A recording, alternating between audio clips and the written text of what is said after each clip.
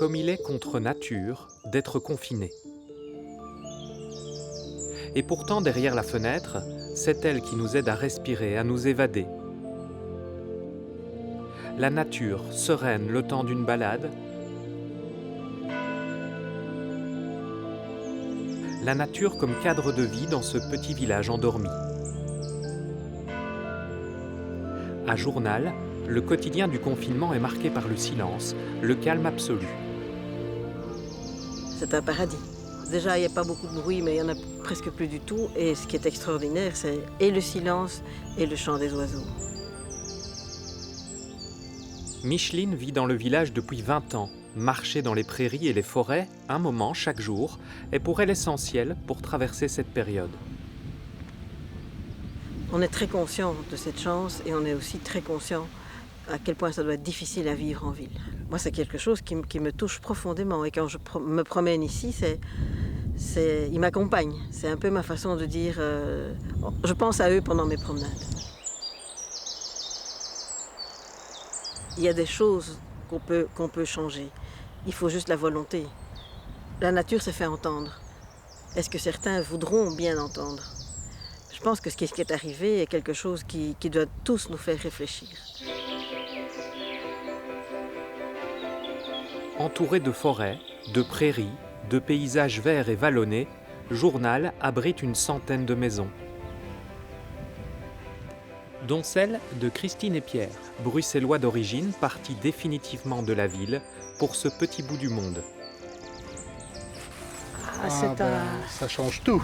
Une autre qualité de vie, Oui, le calme, retour à la nature, un autre rythme. Oui, c'est une qualité de vie en fait, c'est un luxe quelque part. On ne se rend pas compte en ville. On ne se rend pas compte. En fait, on s'en rend compte quand on habite la campagne et qu'on va en ville. Là, on se rend compte des inconvénients, enfin de la différence entre la ville et la campagne. La pollution, le bruit, on vit plus au rythme de la nature aussi. Un nouveau rythme, une obligation de résilience, une sagesse qu'on peut puiser dans la vie de village. La solidarité entre habitants du village, comme c'est un petit village, ici surtout au moment du confinement, il y a des personnes qui sont seules. Il y a aussi, on essaye de consommer très local, puisqu'on a la chance d'avoir pas mal de personnes qui ont leur potager, donc on essaie vraiment de vivre au plus près de la nature et de rester très, très actif par rapport à l'entité de Journal. Des potagers mais surtout des champs à perte de vue. 2 agriculteurs cultivent encore la terre de Journal, dont Thierry. Pour l'instant, le confinement ne bouleverse pas les activités, mais ombrage un peu l'avenir. Ce qu'on craint, ce sont les baisses de prix de matières premières. Ici, on est sur une production de lait et viande.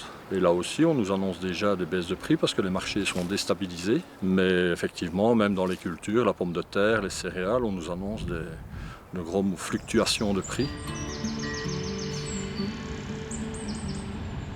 Ces situations permettent de conscientiser le grand public. Que le seul pourcent d'agriculteurs qui restent en Belgique, il est très important. Et c'est le maillon essentiel pour effectivement toute la chaîne alimentaire. Alors effectivement, nous, ça nous réjouit que le grand public en prenne conscience, mais effectivement, il faudrait que ça perdure. Curieusement, ce confinement contre nature nous rend peut-être plus sensibles à ces messages. Le temps de l'isolement s'écoule, mais il ne faudra pas l'oublier.